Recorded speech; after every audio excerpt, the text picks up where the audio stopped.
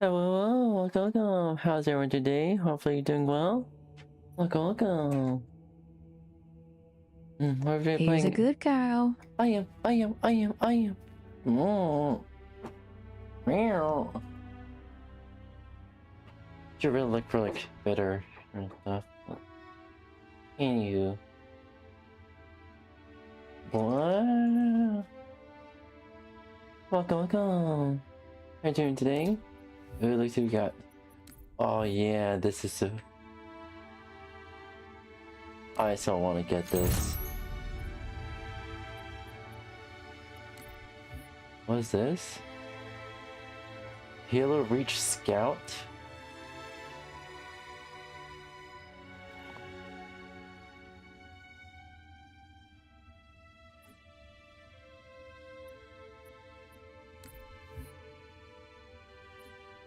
Nah.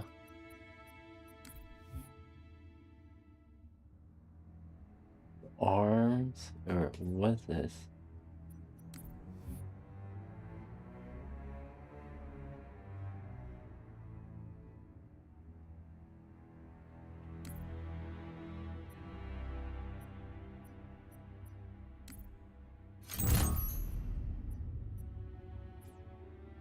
Alright, there we go. Options here. Extra, let's go to customization real quick. And see here. Get to anniversary. Left shoulder. Right shoulder.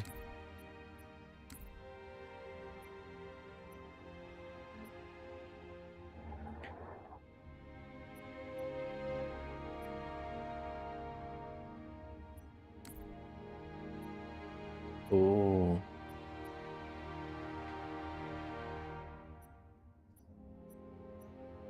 This is more sleeker, but this is more bulkier.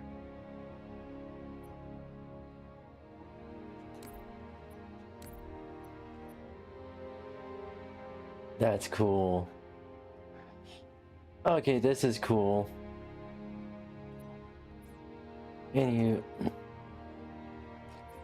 I wonder if I can possibly rig like a kind of like a live model where I still have this like controller layout for my screen for my stream, but also it's attached to my like avatar or stuff like that. I wonder if I'm gonna be able to do that one day. All right, let's do this.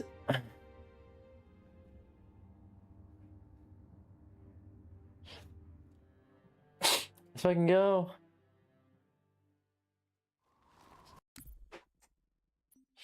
Oh, real quick. There we go.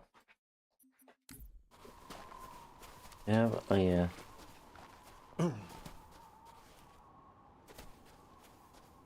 Oh. Find the control room.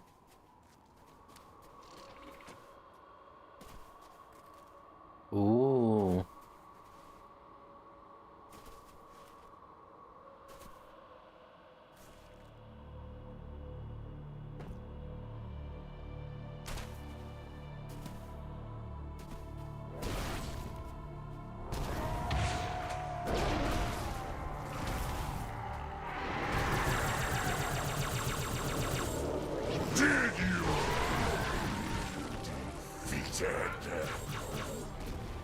flood dispersal pods.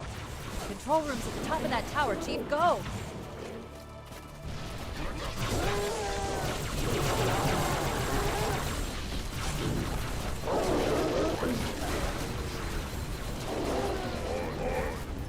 There should be ramps that lead to the top. Check the other side. Oh shit.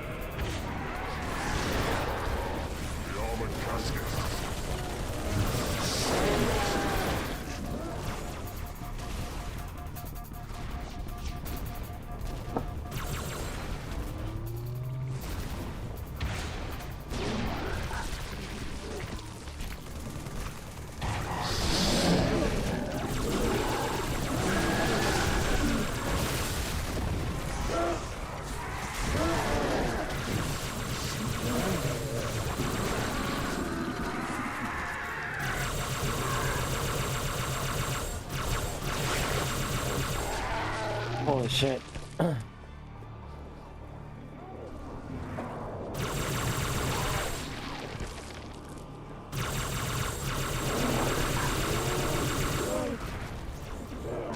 Alright, come on.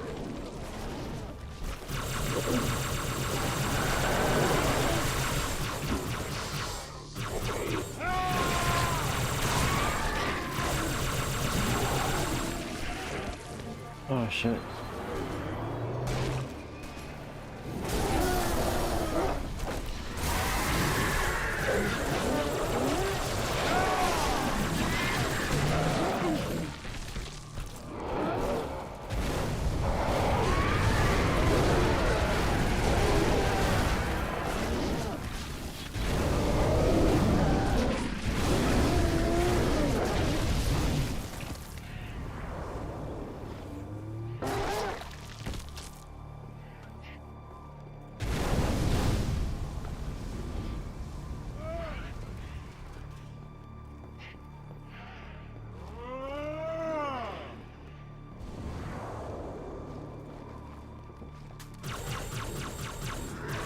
There's another gun here, right?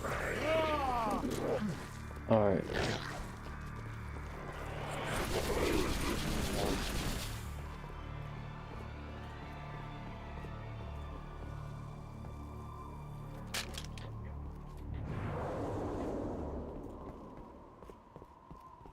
Alright.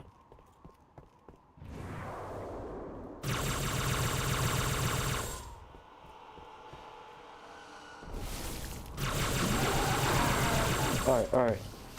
Holy shit. I got you covered, Chief. Meet you at the top of that tower.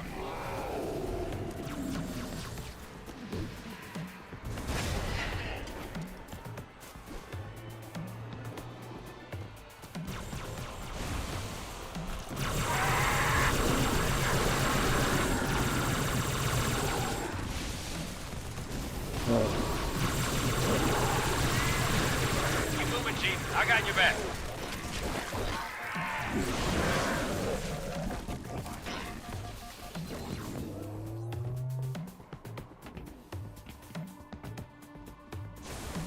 Alright.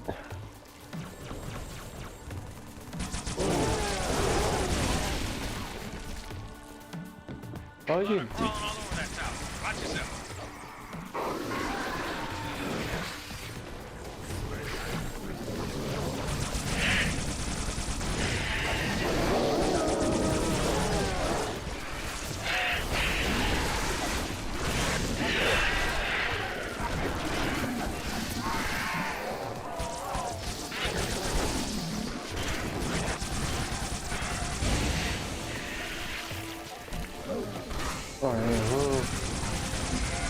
Alright.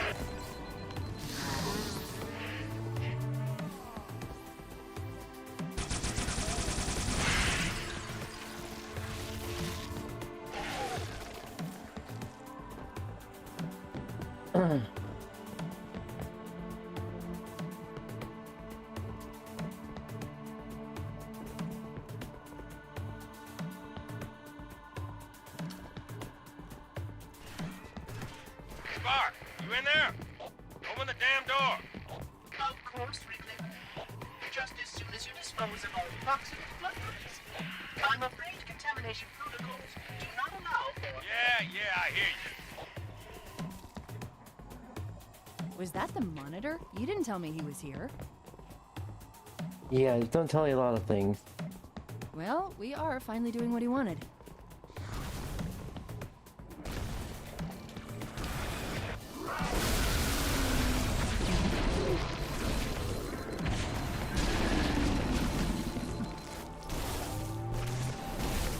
He was a good cow. Oh yeah.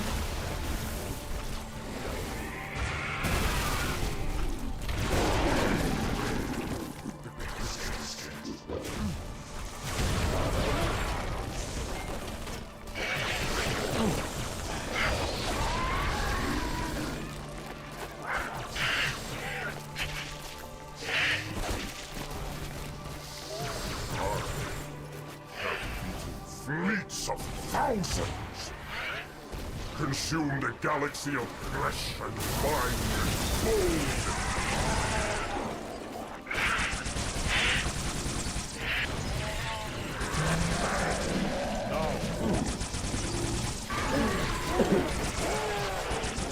Alright.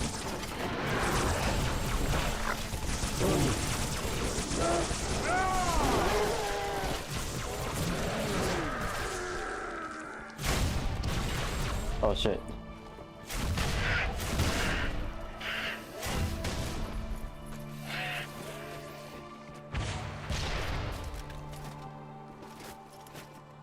Alright.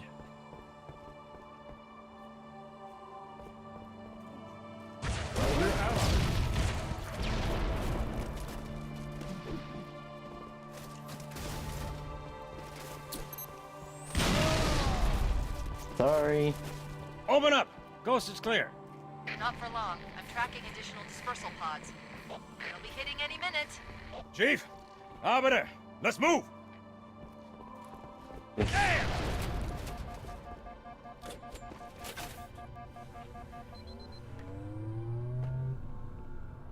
I betrayed y'all.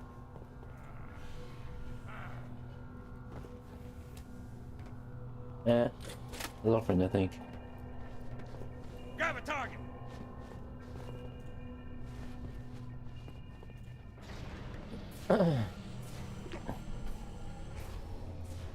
Good.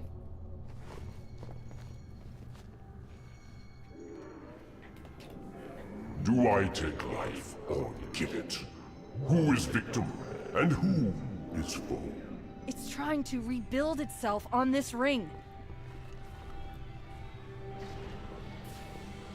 Oh no. I gotta stop him.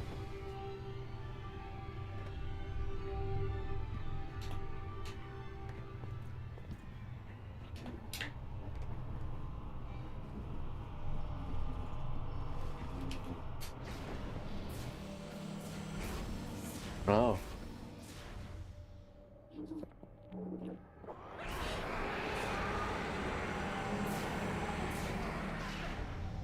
Oh no. Yank me, Chief. I'm not gonna lose her, too.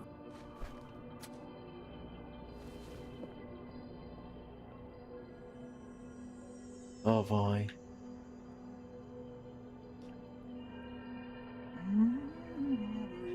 Oh, hello. Wonderful news. The installation is almost complete. Terrific. Yes, isn't it? I have begun my simulations. No promises, but initial results indicate this facility should be ready to fire in just a few more days. We don't have a few more days. But a premature firing will destroy He was a good the ark. cow. Deal with it. Yeah, I am. Unacceptable! Unacceptable! Absolutely unacceptable! Protocol dictates action! I see now that helping you was wrong! You are the child of my makers, inheritor of all they left behind. You are Forerunner. But this ring is mine. Oh shit.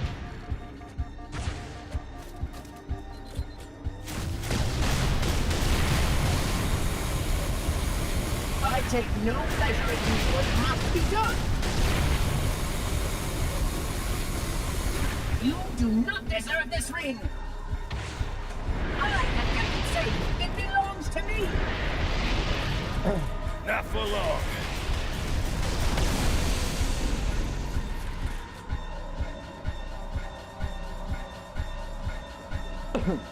Kick his ass.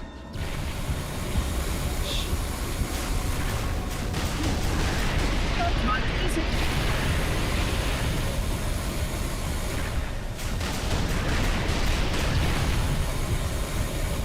My eye. You need to blind me.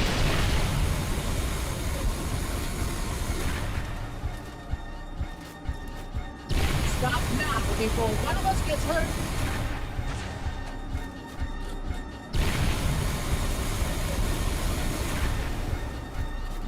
Damage! That hurt me later.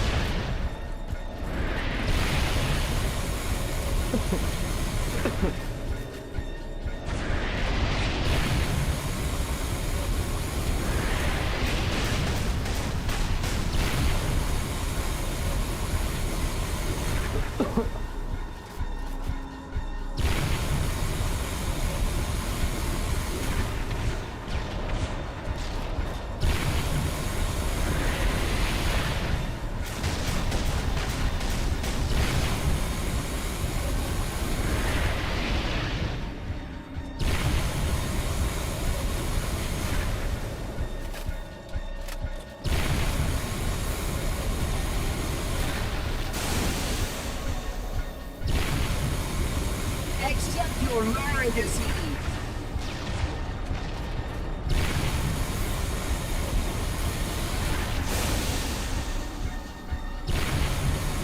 I am the monitor over installation 04.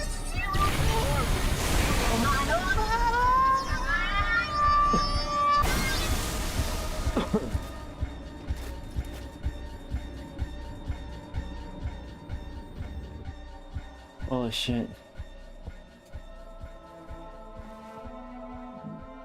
Oh shit.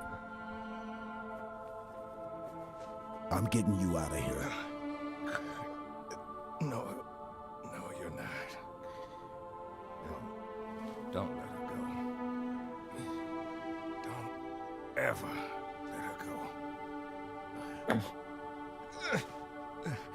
Send me out with a bang.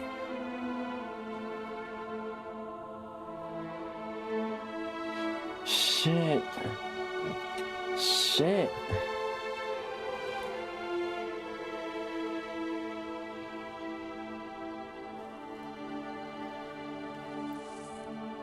Chief, I'm so sorry.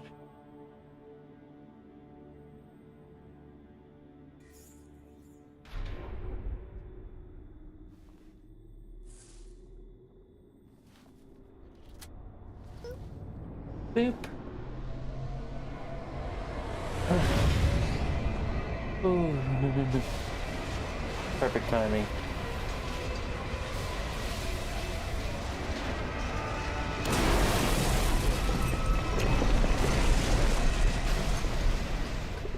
We need to go. We need to go. I am sorry, Spawn. But come.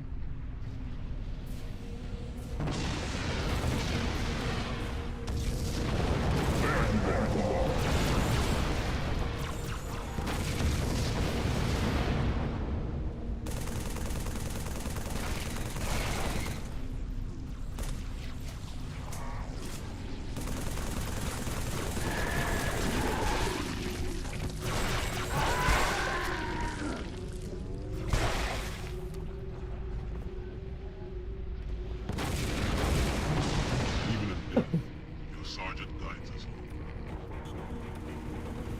Dawn, of course. The frigate. We still have a chance.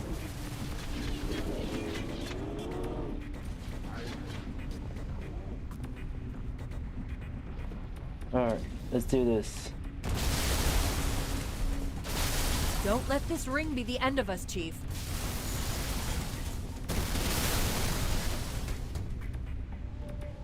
Find the doorway in the cliffs, Chief. The dawn is on the other side. There! Johnson's warthog.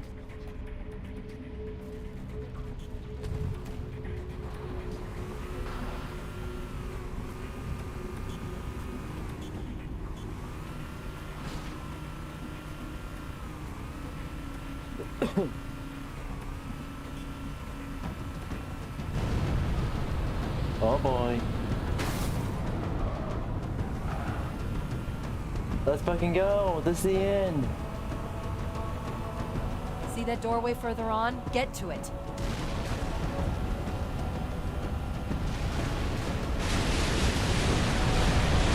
Oh shit.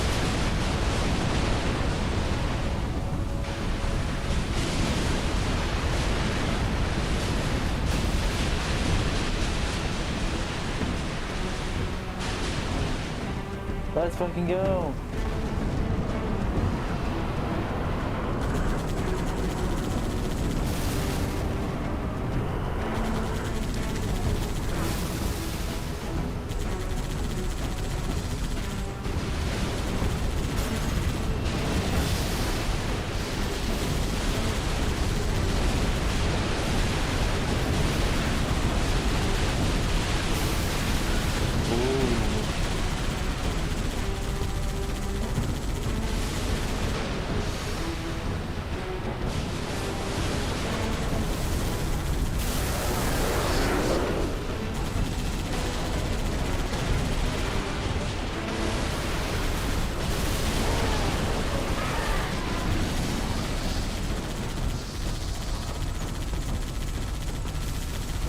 Let's fucking go!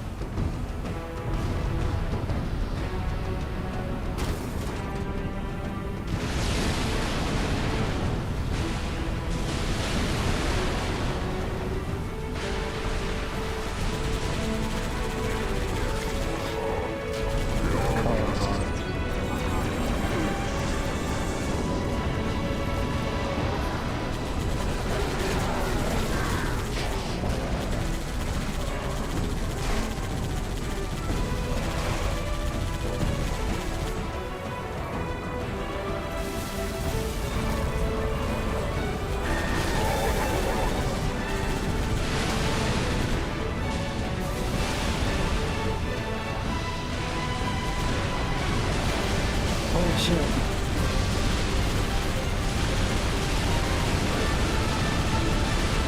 Oh, let's fucking go.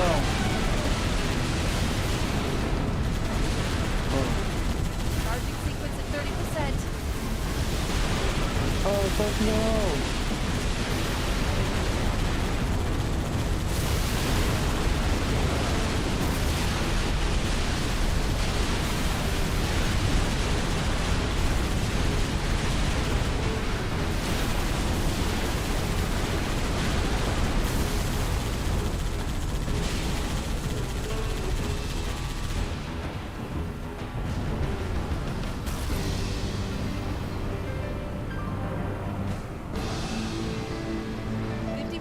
Chief. Fucking go. Let's fucking go.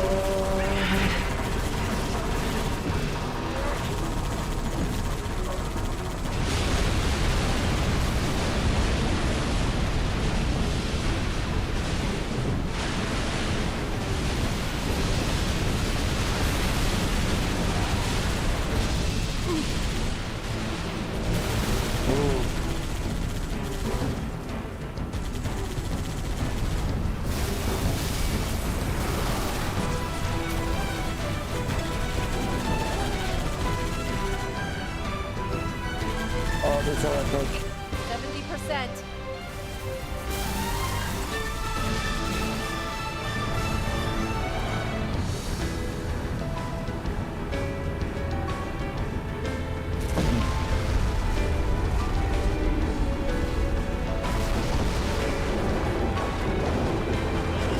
Charged.